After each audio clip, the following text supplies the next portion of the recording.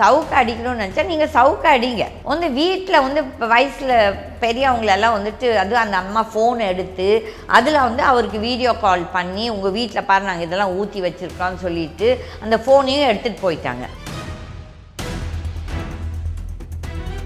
அதுக்கப்புறம் அந்த போலீஸ் உடனே அந்த ஃபோனை வாங்கிட்டு வந்திருக்கு. அப்போ எப்படி போலீஸ் யாருன்னு தெரியாமல் உடனே ஃபோனை வாங்கி கொடுத்துட்டாங்க. யாரோ ஒருத்தர் பின்னால் இல்லாமல் தைரியத்தோடு போக மாட்டாங்க. அப்போ கண்டிப்பாக இதில் ஆளும் கட்சியோட கை இல்லாமல் இது நடக்காது.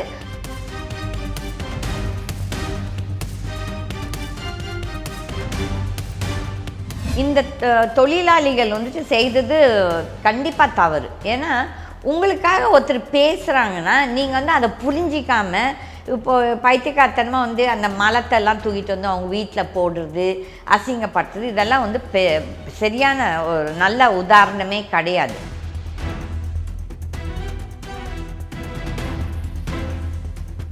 அவர் கிளியராகவே எக்ஸ்பிளைன் பண்ணுறார். அந்த வெஹிக்கிள்ஸ் உங்களுக்காக வாங்க வேண்டியதெல்லாம் உங்கள் பேரை சொல்லி பட் உங்களுக்கு இல்லாமல் அவங்க கொள்ளை அடிக்கிறாங்கன்னு சொல்லிட்டு நல்லது தான் பேசியிருக்காரு. ஓகே, இந்த ஊழலை பற்றி பேசியிருக்காரு.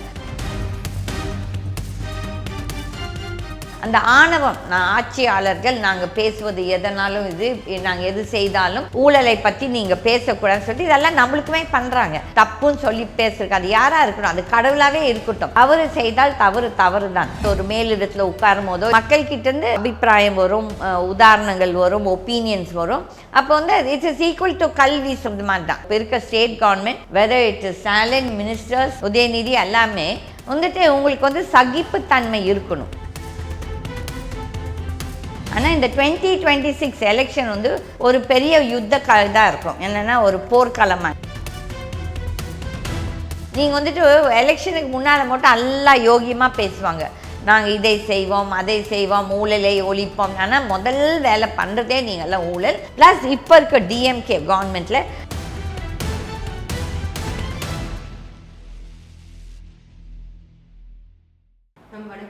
வணக்கம். நல்லா இருக்கேம்மா. நேற்று நடந்த சவுக்கு சங்கர் அவரோட விஷயம் நீங்கள் பார்த்துருப்பீங்கன்னு நினைக்கிறேன். அவர் துப்புரவு தொழிலாளர்களை தப்பாக பேசினதாகவும் அதனால அவங்க ஒரு 50 பேர் கொண்ட குழு அவங்க வீட்டை நாசம் பண்ணதாகவும் நிறைய காட்சிகள்லாம் வெளியாச்சு. நீங்கள் இதை எப்படி பார்க்குறீங்க, உங்களுடைய கருத்து? நான் ஐ வாஸ் வாட்சிங், அந்த இதை பார்த்தேன், காணொலி பார்த்தேன்.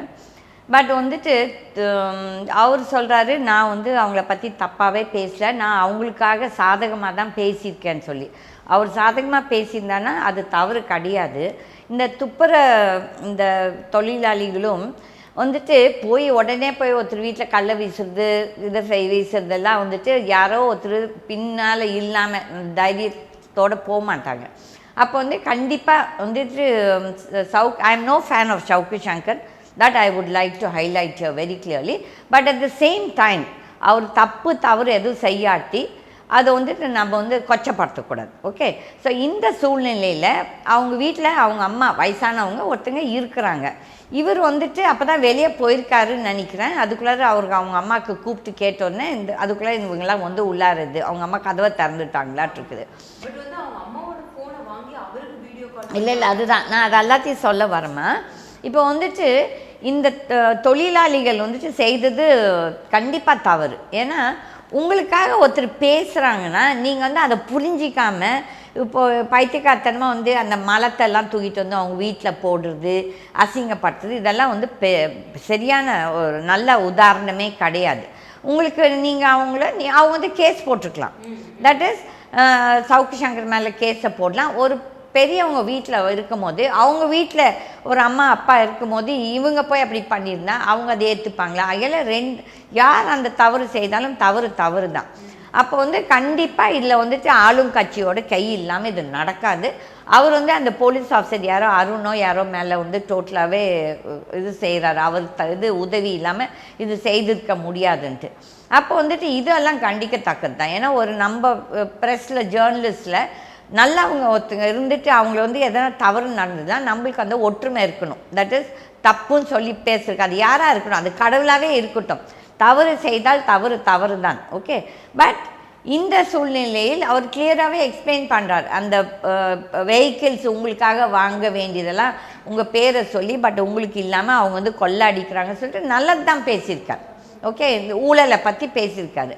ஆனால் இப்போ வீட்டில் சரி நீங்கள் வந்து சவுக்கு அடிக்கணும்னு நினச்சா நீங்கள் சவுக்கு அடிங்க, ஓகே, அதுவுமே தப்பு. பட் நீ வந்து ஆணுக்கு ஆணு நீங்கள் வந்து வீட்டில் வந்து இப்போ வயசில் பெரியவங்களெல்லாம் வந்துட்டு அதுவும் அந்த அம்மா ஃபோன் எடுத்து அதில் வந்து அவருக்கு வீடியோ கால் பண்ணி உங்கள் வீட்டில் பாரு நாங்கள் இதெல்லாம் ஊற்றி வச்சுருக்கோம்னு சொல்லிட்டு அந்த ஃபோனையும் எடுத்துகிட்டு போயிட்டாங்க.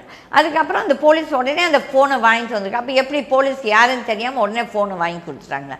அப்போ வந்து ஐ திங்க் இப்போ இருக்க state government whether it is Stalin, DMK ministers, Udhayanidhi எல்லாமே வந்துட்டு உங்களுக்கு வந்து சகிப்புத்தன்மை இருக்கணும். ஏன்னா ஒரு அரசியலில் வந்து ஒரு ஆட்சி நடத்தும் போதோ இல்லாட்டி ஒரு மேலிடத்தில் உட்காரும் போதோ இல்லாட்டி ஒரு இது கல் வீசுவாங்க. மக்கள்கிட்டேருந்து என்ன சொல்கிறது அபிப்பிராயம் வரும், உதாரணங்கள் வரும், ஒப்பீனியன்ஸ் வரும். அப்போ வந்து இட்ஸ் இஸ் ஈக்குவல் டு கல் வீசுறது மாதிரி தான். அப்போ வந்து நம்ம அந்த மாதிரி இடத்துல உட்கார்ந்துட்டு இருக்கும்போது நம்மளுக்கு சகிப்புத்தன்மை இருக்கணும். ஆனால் அந்த ஆணவம், ஆட்சியாளர்கள் நாங்கள் பேசுவது எதனாலும் இது நாங்கள் எது செய்தாலும் ஊழலை பற்றி நீங்கள் பேசக்கூடாதுன்னு சொல்லிட்டு இதெல்லாம் நம்மளுக்குமே பண்ணுறாங்க. நீங்கள் ஏன் ஊழல் பண்ணுறீங்க? நீங்கள் ஊழல் பண்ணுறதால தானே நாங்கள் பேசுகிறோம்.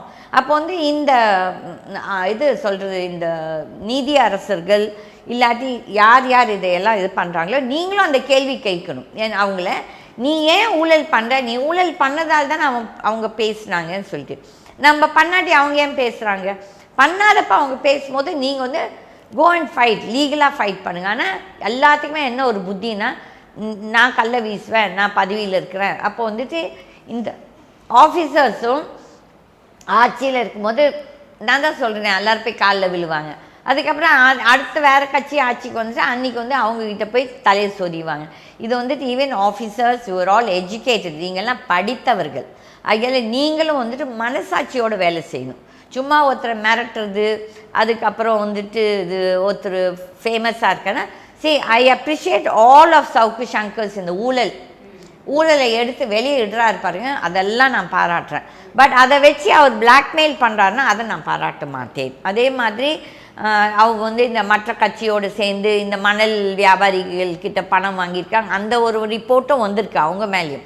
அதுவுமே இந்த ஜேர்னலிஸ்ட் பண்ணக்கூடாது. நீங்கள் நிஜமாகவே இந்த 4வது பில்லர் ஆஃப் டெமோக்ரஸி, ஜனநாயகத்தோட 4வது தூணுன்னு நினச்சிங்கன்னா நீங்கள் வந்து இந்த தவறுகள் நீங்கள் செய்யக்கூடாது. ஏன்னா அப்புறமேல் எல்லாருமே அந்த எல்லாத்தையும் அப்படி தான் பார்ப்பாங்க. So I appeal to the ஆட்சியாளர்கள் ப்ளஸ் இந்த அட்மினிஸ்ட்ரேட்டர்ஸ், நீங்கள் உங்களோட மனசாட்சியை முதல் பார்த்துக்கணும். நீங்கள் வந்துட்டு எலெக்ஷனுக்கு முன்னால் மட்டும் எல்லாம் யோகியமாக பேசுவாங்க, நாங்கள் இதை செய்வோம் அதை செய்வோம் ஊழலை ஒழிப்போம். ஆனால் முதல் வேலை பண்ணுறதே நீங்கள்லாம் ஊழல். ப்ளஸ் இப்போ இருக்க டிஎம்கே கவர்மெண்ட்டில் நானே நிறைய ஊழல் வந்து சந்திச்சிருக்கேன். ஒன்றுமில்லை, ஒரு வீட்டுக்கு பட்டா வாங்கணுன்னா 25 லட்ச ரூபா கேட்குறாங்க, டிபெண்டிங் ஆன் த ப்ராப்பர்ட்டி. 25, 50 இஷ்டத்துக்கு போகுது. இதுக்கு வந்து கமலஹாசன் ஏதோ 100 ரூபா ஊழலுக்கு லோன் கத்துனாரு. அப்போ அந்த கமலஹாசனுக்கு மனசாட்சி இல்லையா? அப்போ போய் அவங்களோட கை குலுக்கும் போது ஐயா இந்த சினிமாக்காரங்களும் சரி, இந்த அரசியலுக்கு வருது ஒரு சிலரும், அவங்க அந்த பதிவில் வந்து உட்கார்ந்தப்புறம் அவங்க பேசுனதெல்லாம் மறந்துடுறாங்க. இந்த கேள்வி என்னையும் நிறைய பேர் கேட்கலாம், ஏன் கீதமா நீங்கள் செய்ய மாட்டிங்களா நாளைக்குன்னா? நான் அரசியலில் வந்து ஆல்மோஸ்ட் எனக்கு 88லேருந்து இருக்கிறேன். யாருன்னா ஒருத்தர் என்னை வந்து கீதமாக நீங்கள் வந்து எங்ககிட்ட இந்த காசை வாங்கி எங்களை ஏமாற்றிருக்கீங்கன்னு சொன்னேன்னா நான் வேணால் ஏமாந்துருப்பேன் ஒருத்தரை நம்பி. பட் வந்து நான் யாரோட பணத்தை வச்சு சொத்தோ எதுவுமே வாங்க, எனக்கு இருக்க சொத்து எல்லாமே எங்கள் அப்பா கொடுத்தது, எங்கள் அப்பா இதுலேருந்து எனக்கு வந்தது. ஓகே, ப்ளஸ் நான் சம்பாதிச்சது. அரசியலில் நான் தான் பணத்தை விட்டுருக்கேன்.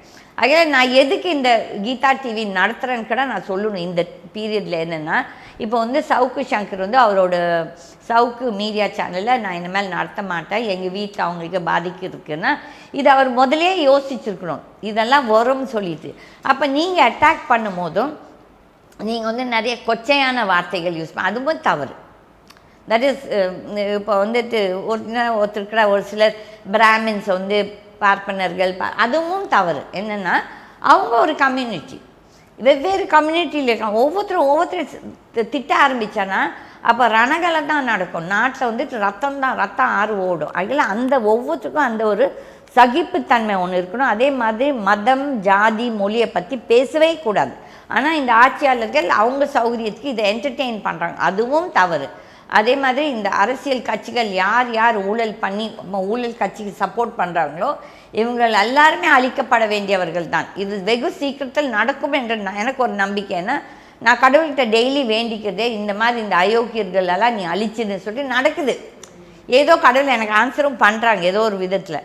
ஆனால் இந்த 2026 எலெக்ஷன் வந்து ஒரு பெரிய யுத்த இதாக இருக்கும். என்னென்னா ஒரு போர்க்காலமாக. என்னென்னா எல்லாருமே நினச்சிக்கிறாங்க நான் சிஎம் ஆயிடுவேன், நான் சிஎம் ஆயிடுவேன். ஆனால் மக்கள் தான் யோசிச்சு, தட் இஸ் நான் எப்போது சொல்கிற மாதிரி இந்த ஓட்டு வந்து ஒரு முக்கியமான துருப்புச்சீட்டு. இந்த நாட்டை அழிக்கிறதும் உங்கள் வாழ்க்கையை அழிக்கிறதும் நீங்களே தான். இந்த ஓட்டு அயோக்கியர்களுக்கு ஓட்டு போட்டு அதனால இந்த I will appeal to Savukku Shankar. சரி தோ நான் வந்து I am not a fan of his. But இந்த இதுக்காக வந்து மீடியா சேனல் மூடணும் தேவையில்லை. ஓகே, வேணா இந்த கூகுள் அவங்க மூடலாம். பட் கூகுள் தான் நம்மளுக்கு இருக்குதுன்னு இல்லை, நம்ம ஏதோ ஒரு விதத்தில் நம்ம இந்த மெசேஜ் வெளியே வர வைக்கலாம். ஓகே, அவரும் சிந்திக்கணும். பட் ஊழலை எதிர்த்து பேசியிருந்தானா கண்டிப்பாக நான் வந்து சவுக்கு சங்கரை அதில் சப்போர்ட் பண்ணுவேன். ஆனால் அவர் வீட்டுக்குள்ளே போந்து அந்த மலமெல்லாம் வந்து போட்டு ஆராதனை பண்ணுறதுனா அதெல்லாம் எப்படி பார்க்குறீங்க? அது உங்கள் வீட்டில் அந்த மாதிரி நடந்துச்சுன்னா என்ன? இல்லை கண்டிப்பாக நடக்கும் மேம். அப்போ அவங்களுக்கு பாருங்க, நான் இது கண்டிப்பாக இந்த எக்ஸாம்பிள் நான் சொல்கிறேன். நான் வந்து ரெட் பிக்ஸில் எனக்கு வந்து அவங்க தான் கூப்பிட்டு இல்லை நாங்கள் பேசிகிட்ருப்போம். That is ஃபெலிக்ஸோட. ஏன் நீங்கள்லாம் வந்து ஊழலை பற்றி பண்ணுறதில்ல? நான் யதார்த்தமாக சொல்வேன், ஏன் எப்போ பார்த்தா வந்து சில்லி திங்ஸ் தான் பண்ணுறீங்க, ஊழல் பற்றி பேசணும். அப்போ ஒரு நாள் வந்து ஃபெலிக்ஸோட பேசிகிட்டு இருக்கும்போது அப்போ தான் இந்த சவுக்கு சங்கர் அரெஸ்ட் ஆகியிருந்தார், இந்த நீதி அரசர்கள் பற்றி பேசி. ஓகே, அப்போ வந்து நீதி அரசர்கள் பேசுறதுக்கு அரெஸ்ட் பண்ணப்போ நான் சொன்னேன், சவுக்கு சங்கர் சொன்னது தவறு. தட் இஸ் எல்லா நீதி அரசர்களும் ஊழல்வாதிகள் சொல்கிறது தவறு. ஊழல்வாதிகள் எல்லா இடத்துலையும் இருக்காங்க, 50-50. நான் எப்போ என்னோடய பேச்சில் நான் சொல்வேன், நான் எதனா ஒரு இதை எதிர்த்தேன்னா அதில் தவறு செய்தவர்களை தான் நான் எதிர்க்கிறேன். அதில் நல்லவங்களும் இருக்காங்க, கெட்டவங்க. இந்த நல்லவங்களை பற்றி நான் விமர்சிக்க மாட்டேன்னு சொல்லி, இது வந்து இட்ஸ் மை ரூல் ஜென்ரலி. அன்றைக்கி வந்து சவுக்கு சங்கர் அரெஸ்ட் ஆகி 30ஆவது நாள் எனக்கு தெரியாது. எனக்கு வந்து நாங்கள் போனது ஊழலை பற்றி பேசுறதுக்கு. அப்போ வந்து நான் சொன்னேன், ஏன் ஒரு மீடியாவாவது சவுக்கு சங்கரை சப்போர்ட் பண்ணி பேசலை? ஏன்னா அவர் பேசுனது வந்து எல்லா நீதி அரசர்கள் தப்புன்னு சொல்கிறது அது தவறு. பட் பாதிக்கப்பட்ட அவரே நீதி அரசராக உட்காந்துட்டு அவரே ஒரு தீர்ப்பு, இப்போ நானே உட்காந்துட்டு உங்களுக்கு தீர்ப்பு நான் நெகட்டிவ் தீர்ப்பு தான் கொடுப்பேன். அப்போ வந்து ஜிஆர் சுவாமிநாதன் தான் மதுரை பெஞ்சில் அவருக்கு அந்த இது கொடுத்துருந்தார். அதுக்கப்புறம் நான் சொன்னேன், அந்த நீதி அரசரே அதை கேட்குறது தவறு. ஓகே, ஈ கூட refer that case to someone else அன்னது. அந்த மாதிரி டாபிக் போய் தான் நாங்கள் வந்து கரப்ஷன். அதுவும் நான் என்ன பேசினேன்னா, எனக்கு நடந்த நிகழ்வுகள் தான் நான் பேசினேன். என்னென்னா, நான் வந்து ஒரு வக்கீலாக இருந்து நான் வக்கீலாக ப்ராக்டிஸ் பண்ணுற விட எனக்கு லிட்டிகேஷனும் இந்த பிரச்சனைகள் தான் நான் நிறைய பார்த்துட்ருக்கேன் கோர்ட்டில்.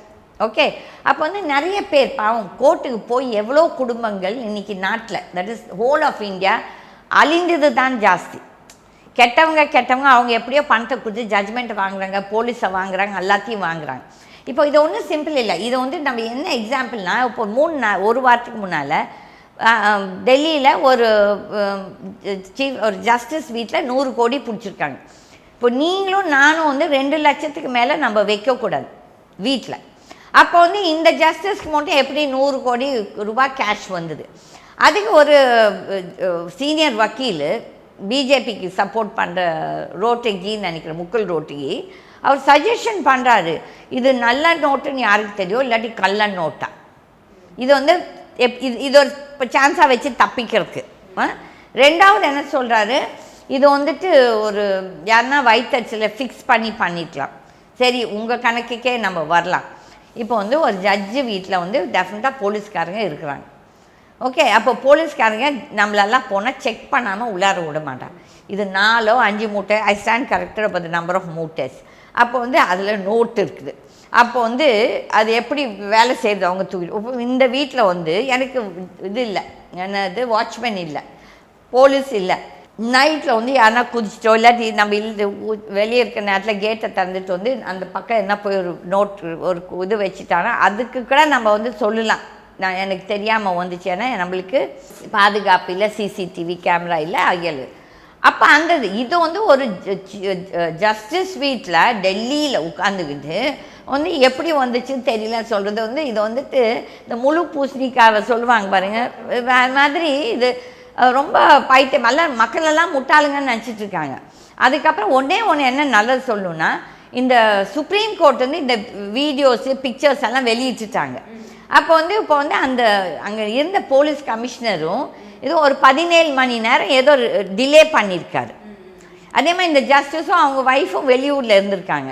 அப்போ வந்து இவங்களே வேணும்ட்டு அந்த குடோனில் வச்சுட்டு அப்போ தான் யாரும் அதுக்கு பெரிய முக்கியத்துவம் கொடுக்க மாட்டாங்கன்னு சொல்லி இருக்கலாம். ஓகே, அப்போ வந்து இது வந்து டிப் ஆஃப் த ஐஸ்பர்க். இது வந்து இந்த கடலில் ஒரு துளி தண்ணி விழுவுறது கதை. இது என்னென்னா, இது வந்து என்ன நீதி அரசர்களுக்கு தெரியாதா இந்த மாதிரி ஊழல் நடக்குதுன்ட்டு? இந்த மாதிரி நீதி அரசர்கள்லாம் என்ன நீதியை விலகுவாங்க. இதுதான் என்னோட டாப்பிக்லேயே நான் பேசுனது. நான் அதான் நினைக்கிறது, கடவுள் கரெக்டாக நான் பேசுனதுக்கெல்லாம் இப்போ பதில் கொடுக்குறாரு. அன்றைக்கி நான் பேசுனதுக்கு. ஆனால் எனக்கு வந்த நீதி அரசர் ரொம்ப தங்கமாக நேர்மையான ஒரு மனுஷன். நான் அவர் பற்றியே பேசியிருந்தேன் அந்த என்னோடய காணொலியில். பட் என்ன பேசுனேன்னா, அவரை பற்றி நல்லதாக பேசினேன். அவர் நிஜமாகவே ரொம்ப நல்ல நேர்மையான ஒரு கிறிஸ்டியன். இது நான் ரிலிஜன் பற்றி பேசக்கூடாது, ஏன்னா அவர் வந்து ஒரு பேஸ்டராக இருந்தவர். அப்புறமேல எனக்கு தெரிய வந்தது, அந்த நேரத்தில் எனக்கு தெரியாது. அப்போ வந்து நிஜமாகவே மற்ற ஜட்ஜெல்லாம் பேச விட மாட்டாங்க. அப்படியே ஒரு திமிரா டப் அவர் வந்து மரியாதை கொடுத்தார். மரியாதை கொடுத்து, நீங்கள் இவ்வளோ படிச்சிருக்கீங்களே, எங்களை விட வயசில் பெரியவங்க, அதெல்லாம் ரொம்ப மரியாதையாக பேசுகிறேன். நம்ம வந்து நல்லதாக தான் பேசணும். அப்போ எதுக்கு நான் அவரை பற்றி பேசியிருந்தேன்னா, எனக்கு தெரிஞ்ச ஒரு டிரான்சாக்ஷனில் இந்த போலீஸ் ஆஃபீஸர்ஸும் இந்த பிபியும் வந்து அவங்க வந்து ஆன்டிசிபேட்டரி பெயிலுக்காக அப்ளை பண்ணுறாங்க. அப்போ வந்து அதில் பணம் இன்வால்வ்டு பணம் வந்து பெரிய கேஸு. லைக்கா கம்பெனிலேருந்து ஒரு 150 crores கொள்ளடிச்சிட்டாங்க இந்த கோஷ்டி. அப்போ வந்து அந்த 3 பார்ட்னர்ஸில் 2 பேர்த்த போலீஸ் அரெஸ்ட் பண்ணிட்டாங்க. ஒரு ஆள் மட்டும் அன்றைக்கி போகாதவரை அரெஸ்ட் ஆகாமல் ஆன்டிசிபேட்டரி பெயில் அப்ளை பண்ணுறாரு. அப்போ அவங்க என்ன சொல்கிறாங்க, ஜட்ஜு வந்து 50 லட்சம் கேட்குறாரு, அப்போ தான் ஆன்டிசிபேட்டரி பெயில் கொடுப்பாங்க. இது வந்து அவங்க அம்மா வந்து எனக்கு ஸ்கூல் ஜூனியர். அப்போ அவன் எனக்கு ஃபோன் பண்ணி கேட்டா, கீதா இதெல்லாம் உண்மையா? ஏன்னா எனக்கு வந்து இந்த கோர்ட்டு பற்றிலாம் ஒன்றும் தெரியாது, எங்கள் வீட்டுக்காரர் இருந்து மட்டும் அவர் தான் பார்ப்பார், என்கிட்ட இப்படி வந்து கேட்கும்போது எனக்கு ஒன்றும் புரியல. அப்போ நான் சொன்னேன், வேண்டாம், நீ வந்து இதெல்லாம் பண்ணாதே. அந்த ஜட்ஜ் யார் அந்த கேஸில் உட்காந்துருக்காது ரொம்ப நேர்மையான ஒரு ஜட்ஜு. அகையால் இது யாரோ நடுவில் கேம் விளையாடுறாங்க, நீ அகையால் கொடுத்தது ஆடுன்னு சொல்லிட்டு. அகையால் நான் ஜட்ஜை பற்றி தப்பாக பேசலை. அதுலேருந்து ஆரம்பித்தேன். எப்படி இன்னொரு மேஜிஸ்ட்ரேட் கோர்ட்டில் இதே கேஸுக்கு பெயிலுக்கு 2 கோடி அந்த டிமாண்ட் என்கிட்டயே டைரெக்டாக வருது. போலீஸ் ஆஃபீஸர் சொல்கிறாங்க, மேடம் எங்களுக்கு தெரியும் நீங்கள் அந்த குடும்பத்தோட ஃப்ரெண்டு, நீங்கள் சொன்னால் அவங்க கேட்பாங்க, அதால் நீங்கள் பணம் கூட இப்போ கொடுக்க வேணாம், நாங்கள் வந்து பெயிலை வாங்கி கொடுத்துட்றோம், ஆனால் நீங்கள் வார்த்தை கொடுத்தா நீங்கள் பின் வாங்க மாட்டீங்க, அந்த நம்பிக்கை எங்களுக்கு உங்கள் மேலே இருக்குது, அதால் நீங்கள் வந்து அவங்ககிட்ட கேட்டு எஸ்ஸு சொன்னீங்கன்னா, நீங்கள் எஸ்ஸு சொன்னால் நாங்கள் பெயில் வாங்கி.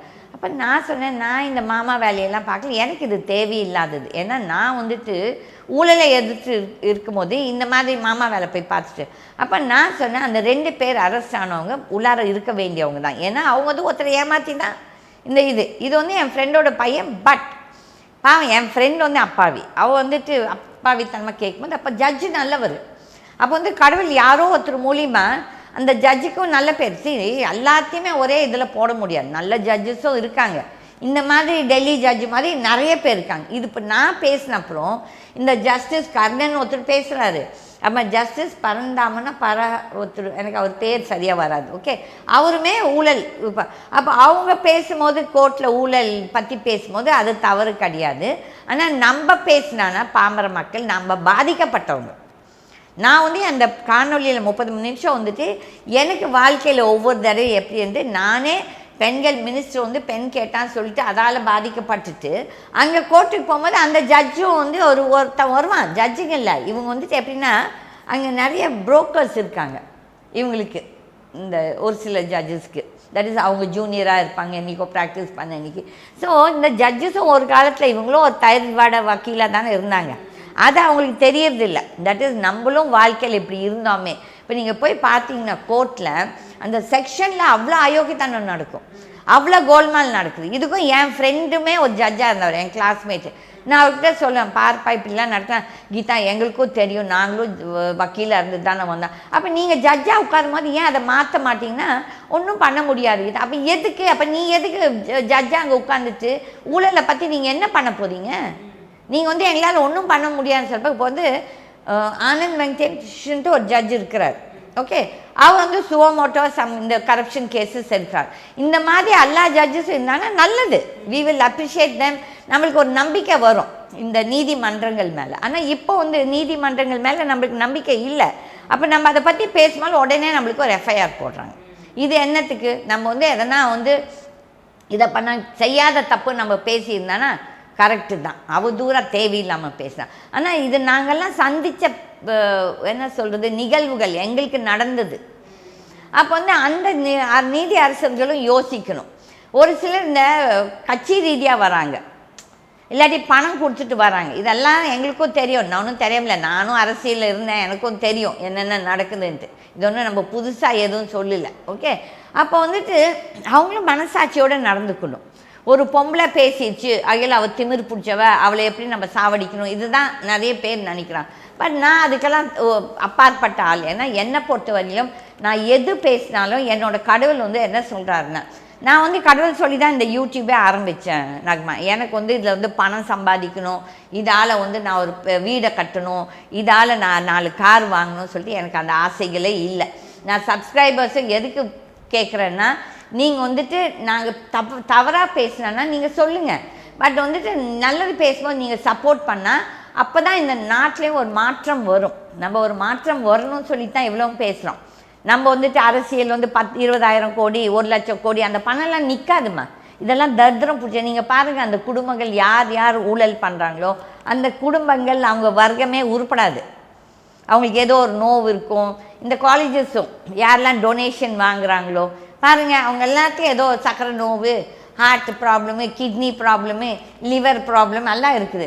கடவுள் என்ன இது போட்டு நல்ல இன்றைக்கி மட்டும் என்ன நல்லா வச்சுருக்காது, அது போகிறோம். ஏன்னா இந்த கொள்ளடிச்ச காசு ஈவன் டொனேஷன் வாங்குறதுமே ஒரு ஊழல் தான். இது நான் ஏன் நான் ஒரு ரொம்ப இதாக பேசுகிறேன்னா, இது வந்து மக்களுக்கு தெரியணும். இப்போ மக்களும் போய் இந்த காலேஜஸில் டொனேஷன் கொடுக்குறாங்க பாரு, அவங்களும் அந்த ஊழலில் பங்கெடுக்கிறாங்க. அவங்க எதிர்க்க ஆரம்பித்தான்னா இந்த காலேஜஸ்லாம் உருப்படியாக இருக்கும்னு நினைக்கிறீங்க? ஒரு காலேஜ் 10 காலேஜ் ஆரம்பிக்கிறான், ஒரு காலேஜ் 100 ஸ்கூல் ஆரம்பிக்கிறான். ஏன்? மக்களுக்காக சேவை பண்ணுறதுக்கா? கிடையாது. இன்னும் எவ்வளோ பணம் சம்பாதிப்போம். அதனால் நான் வந்து நீங்கள் கேட்கலாம், ஏன் மேடம் நீங்களும் காலேஜ் நடத்துகிறீங்களேன்னு சொன்னால், எதனா ஒரு குழந்தை வந்து நான் டொனேஷன் வாங்கின்னு சொன்னாங்கன்னா நாங்கள் வந்து காலேஜை மூட தயார். ஓகே, எங்களுக்கு ஒன்றும் அதை பற்றி கிடையாது. ஓகே, ஸோ அதில் இந்த மாற்றங்கள் இந்த ஊடகங்களால் வரணும். ஆனால் எப்படி இருக்குதுன்னா, இப்போது இந்த திராவிட ஊடகங்கள்னு ஒன்று இருக்குது, ஒரு கோஷ்டி, ஒரு 10-15 எல்லாம் வந்து டிஎம்கே கட்சியில் பணம் வாங்குகிறாங்க. இன்னொரு கோஷ்டி எப்படின்னா, நான் பேர் கூட சொல்லலாம், பட் தேவையில்லை, அவங்கவுங்களுக்கே மனசாட்சி இருக்கணும். ஒரு கோஷ்டி வந்து இந்த பிஜேபி, இந்த அண்ணாமலை வந்து ஒரு இது நடத்துது அது.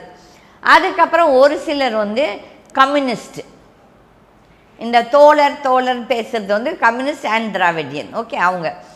அதுக்கப்புறம் சம் சேனல்ஸ் வந்துட்டு இந்த எந்த பேக்ரவுண்டும் இல்லாமல் இருக்கிறாங்க. அவங்க வந்து ஒரு நடுநிலை எடுத்துக்கிட்டு பண்ணுறாங்க. தட் இஸ் நிறைய யங்ஸ்டர்ஸும் வராங்க. அப்போ வந்து இந்த மக்கள் தான் வந்துட்டு யோசித்து யாருக்கு சப்ஸ்கிரைப் பண்ணணும், யாருக்கு சப்போர்ட் பண்ணணும்னு பண்ணாங்கன்னா நல்லாவே நடக்கும், எல்லாமே நல்லா ஓடும்.